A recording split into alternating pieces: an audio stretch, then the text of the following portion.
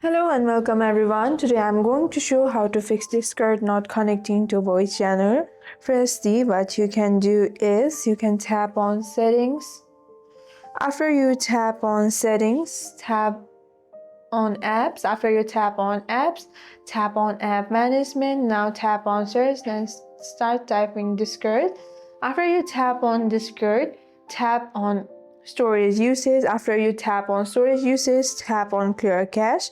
After you tap on clear cache, next what you can do is tap on permissions, and in permissions ensure microphone is set to allow only while using the app, and ensure nearby devices is set to allow. And next what you can do is tap on battery usage. After you tap on battery usage, change the settings from optimized to unrestricted.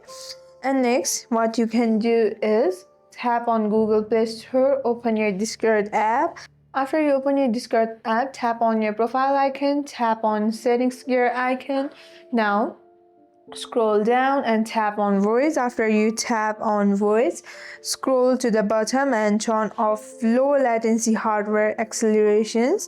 If you are using mobile data, also toggle first VoIP package to use high priority to off. If you still have any questions, comment down below.